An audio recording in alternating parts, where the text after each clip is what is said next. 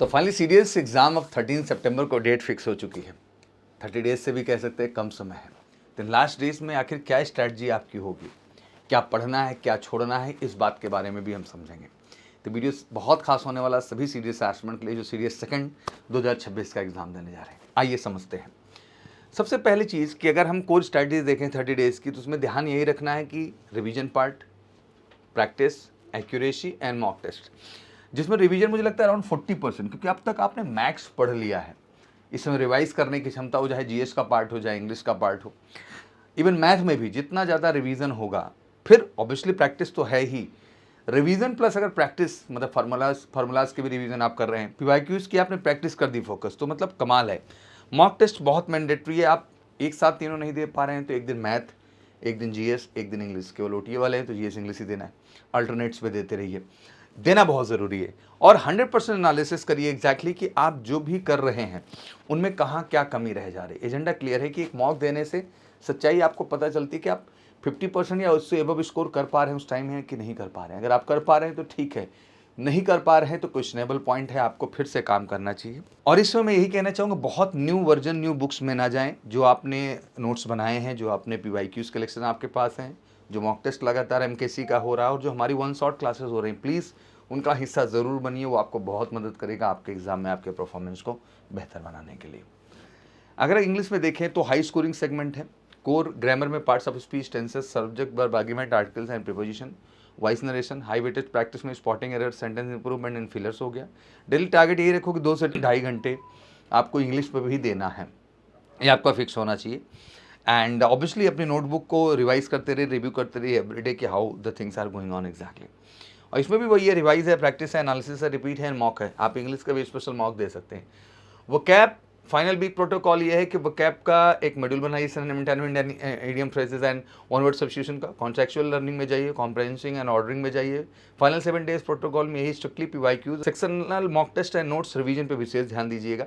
ये basically part है जो आपको ख्याल रखना है कि ग्रामर का रूल्स रिवीजन इस समय जितना हो जाए आपके पीवाईक्यूज प्रैक्टिस के साथ साथ, और वो कैप में जो आपने कलेक्शंस बना रखा है एक बार रिवाइज कर लें, मगअप कर लें फिर से, इससे आपके जहन में वो प्रॉपर ढंग से सेट हो जाए। वहीं अगर बात करें मैथ की, तो ऑब्वियसली इसमें 3 हिस्से में बांट सकते हैं। कॉन्सेप्ट एंड फार्मूला मास्टरी करिए इस वीक, फिर आप लग जाइए mix set and weakness fixing पे, मतलब जो आपके मॉक के बाद आपको पता चल रहा है कहाँ कहाँ क्या क्या कमी है, थोड़ा उस पर काम कर लिया। फुल मॉक जितना देते रहेंगे मैथ का उतना आपको मदद करेगा आपके परफॉर्मेंस को बेहतर करने के लिए। तो इस दौरान इसमें भी यही कहना चाहूँगा कि इसमें भी कॉन्सेप्ट यही है कि आप रिवाइज करो, प्रैक्टिस करो, मॉक करो और एनालाइज करो। जिन टॉपिक्स पे आप अच्छा कर पा रहे हो, गुड, नहीं कर पा रहे हो, उस पर काम करो। प्रायोरिटी मॉड्यूल में यही कहना चाहूँगा कि भाई अर्थमेटिक में पीएल हो गया, रेशियो हो गया, time work, TSD, average, algebra, geometry, mensuration, trigonometry, statistics, सारे ही पार्ट पे अच्छे से काम करो अगर मैथ में बेहतर करना है तो। और ये बात जीके तो smart revision and high yield strategy इस पर काम करेगी। 2.5 से 3 घंटे यहाँ भी चाहिए।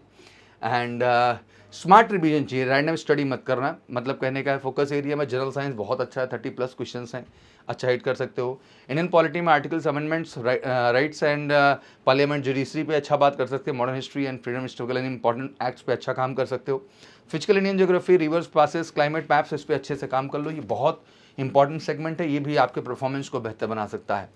की फोकस एरिया में ज्वाइनिंग मिलिट्री एक्सरसाइज, बायलैटरल जो है मल्टीलैटरल ड्रिल्स हैं या बायलैटरल टॉक्स हैं, उन पे जाने आप।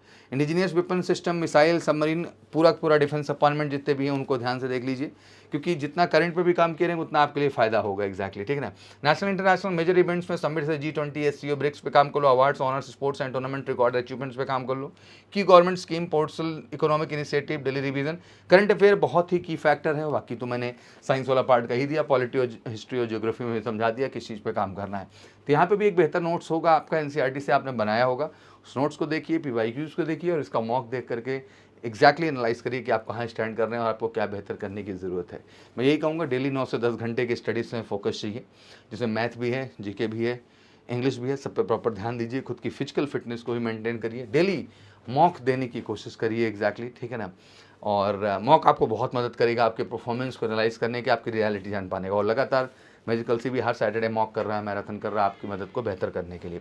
तो यही कंसिस्टेंसी अगर आप मेंटेन कर ले जाते हैं तो मुझे लगता है कि आने वाले 13 सितंबर के एग्जाम में आप बेहतर कर पाएंगे। पूरा मैजिकल सी परिवार आपके साथ है, wish you good luck for that. जाओ बढ़िया से फोकस करो। बाकी मुझे कमेंट सेक्शन में इतना जरूर बताओ कि जो मॉक आप दे रहे हैं उसमें मैथ, इंग्लिश और जीएस में क्रमशः क्या स्कोर कर रहे हैं। Thank you so much. जय हिंद, जय भारत।